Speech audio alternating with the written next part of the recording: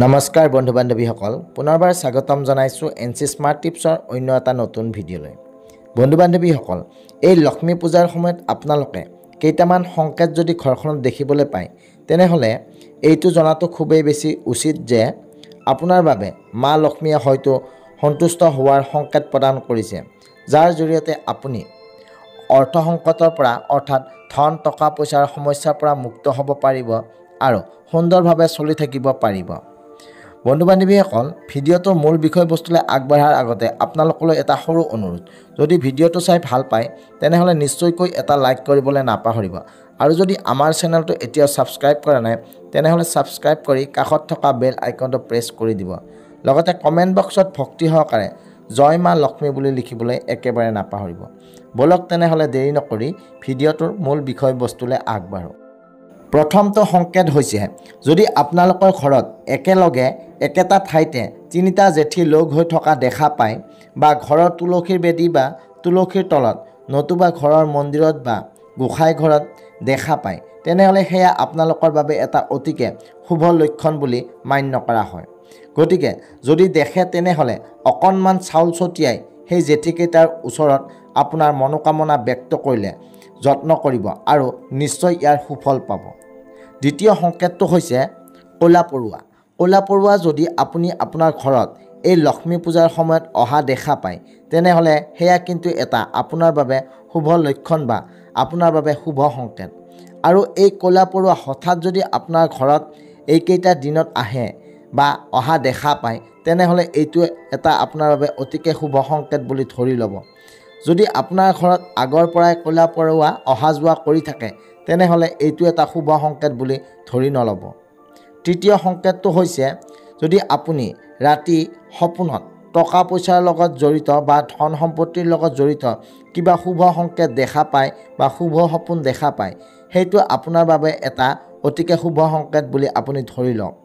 সেয়া আপোনাৰ বাবে এটা শুভ সংকেত, কিয়নো আপোনাৰ ঘৰখনৰ বাবে বা আপোনাৰ জীৱনত আহিবলগীয়া সময়ৰ শুভ সংকেত প্ৰদান কৰে এই সপোনৰ জৰিয়তে মা লক্ষ্মীয়ে। ইয়াৰ পিছৰ শুভ সংকেতটো হৈছে শংখৰ শব্দ। যদি আপুনি এই লক্ষ্মী পূজাৰ সময়ছোৱাত ঘৰৰ পৰা ক'ৰবাত ওলাই যাওঁতে হঠাতে ক'ৰবাত শংখৰ শব্দ শুনিবলৈ পায় বা বাৰে বাৰে শংখৰ ধ্বনি শুনি থাকে তেনেহ'লে সেয়া এটা শুভ সংকেত হিচাপে আপুনি ধৰি ল'ব পাৰে। ইয়াৰ পিছৰ শুভ সংকেতবিধ হৈছে আপোনাৰ ঘৰত পখিলাৰ আগমন। আপোনাৰ ঘৰত এই লক্ষ্মী পূজাৰ সময়ত যদি পখিলাৰ আগমন হয় তেন্তে সেয়া আপোনাৰ বাবে এটা অতিকে শুভ সংকেত বা মা লক্ষ্মীৰ এটা শুভ প্ৰতিফলন হিচাপে আপোনালোকে ঘৰখনলৈ প্ৰদান কৰে। ইয়াৰ পিছৰ সংকেতবিধ হৈছে এই লক্ষ্মী পূজাৰ সময়ত যদি আপোনাৰ ঘৰখনলৈ চৰাই আহে বা চৰায়ে যদি বাহ সাজে তেন্তে সেয়াও কিন্তু এটা অতিকে শুভ সংকেত হিচাপে মনা হয়। এই সংকেতসমূহ যদি আপুনি ঘৰত এই লক্ষ্মী পূজাৰ সময়খিনিত দেখা পায় তেন্তে আপোনাৰ ঘৰখনত বাবে অতিকে শুভ প্ৰতিফলন আৰু সংকেত বহন কৰে এই লক্ষ্মী পূজাৰ সময়ছোৱাতে। বন্ধু বান্ধৱীসকল এতিয়া জানো আহক এই লক্ষ্মী পূজাৰ সময়ত বা তিথি কিমান সময়ৰ পৰা আৰম্ভ হ'ব।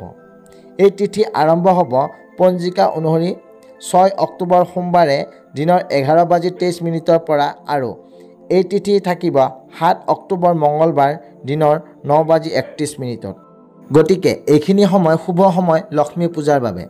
যিহেতু আমি সকলোৱে জানিলোঁ এই সময়খিনি শুভ সময় লক্ষ্মী পূজাৰ বাবে, গতিকে আমি 6 অক্টোবৰৰ দিনা সন্ধিয়াৰ সময়খিনিত মা লক্ষ্মীক পূজা কৰিব লাগে আৰু ঘৰত ধূপ ধূনা নৈবেদ্য তথা সম্পূৰ্ণ বিধি বিধানেৰে মা লক্ষ্মীক পূজা কৰিব লাগে।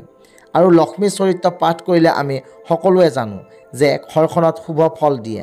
আৰু যদি পাৰে লক্ষ্মী পূজাৰ দিনা ঘৰখনৰ মূল ব্যক্তিগৰাকীয়ে লক্ষ্মী চৰিত্ৰ পাঠ কৰিব লাগে, কিয়নো তেনে কৰিলে অতিকে শুভ ফল এটা ঘৰখনত প্ৰদান হয়।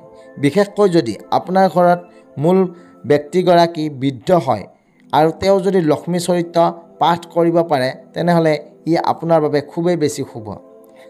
আৰু সকলোতকৈ শুভ সময় হৈছে লক্ষ্মী পূজাৰ বাবে বা আপোনাৰ ঘৰত বিধি বিধানসমূহ পালন কৰাৰ বাবে 6 অক্টোবৰ সোমবাৰে সন্ধিয়া 7:37 পৰা নিশা 10:57 এই সময়খিনিত আপোনালোকে ঘৰখনত চাকি বন্তি জ্বলাওক, লক্ষ্মী চৰিত্ৰ পাঠ কৰক আৰু এই যিখিনি শুভ কাম আছে সেই সম্পূৰ্ণখিনি আপোনালোকে বিধি বিধানেৰে কৰক, কাৰণ এইখিনি সময় অতিকে শুভ বুলি মান্যতা কৰা হৈছে আৰু পঞ্জিকা অনুসৰিও ইয়াক উল্লেখ কৰা হৈছে।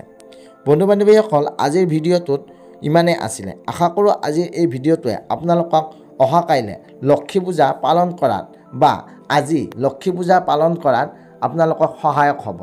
যদি ভিডিঅ'টো ভাল লাগিলে তেনেহ'লে নিশ্চয়কৈ এটা লাইক কৰিবলৈ নাপাহৰিব, আৰু যদি আমাৰ চেনেলটো এতিয়াও ছাবস্ক্ৰাইব কৰা নাই তেনেহ'লে ছাবস্ক্ৰাইব কৰি কাষত থকা বেল আইকনটো প্ৰেছ কৰি দিব। লগতে পৰিয়ালবৰ্গ আৰু বন্ধুবৰ্গৰ মাজতো ভিডিঅ'টো শ্বেয়াৰ কৰি দিব। এতিয়ালৈ আহিছোঁ। জয় মা লক্ষ্মী।